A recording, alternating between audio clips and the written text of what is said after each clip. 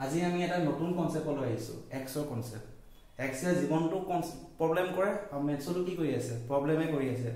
x সদায় problem তুমি চোৱা কিবা কি লেখা আছে মই একোৱে বুজা নাই বেছি বিলিভ কৰা মই বুজা নাই আজিলৈকে নিজৰ এক্সক বুজি পাইছা তুমি চোৱাচোন তুমি চোৱা √x ৰ ওপৰত কি আছে পাৱাৰ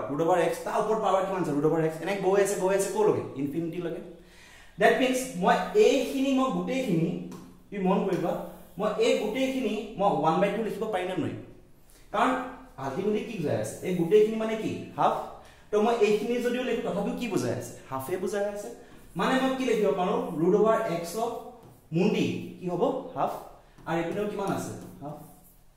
ঠিক আছে এটা তোমাক পূৰ্বাই পঢ়ি আছে যে √over থাকিলে যদি মই √over আঁতৰাও পাৱাৰ কিমান আহিব হাফ গতিকে ইয়াৰ পৰা যদি মই √over আঁতৰাব লাগে তো মই পাৱাৰ কি দিব লাগিব হাফ আৰু বাহিৰতে মুন্ডি এটা লাগি আছে কাৰণ মুন্ডি আছিল হাফৰ ইকুৱেল টু কি পালো হাফ দিয়া আছোন 1 1 জাৰ 1 2 2 জাৰ 4 ইজ ইকুৱেল টু কি হৈ গল হাফ এতিয়া আমি মুন্ডি বা 4 টো আঁতৰাব লগা হয় তো 4 টো ক'ত আছে তলত ডিনোমিনেটৰত আছে তো মই বোথ সাইডে কি কৰিব লাগিব মুন্ডি এখন কি লগাই দিব লাগিব 4 এপনৰ মুন্ডি কি লগাই দিম 4 তো আল্টিমেটলি এই 4 4 কাট খাই গল 1 পালো 1 to the power 4 1 আহিব আৰু 2 to the power 4 16 আহিব গতিকে आंसर কিমান হ'ব 1/16 থ্যাংক ইউ फ्रेंड्स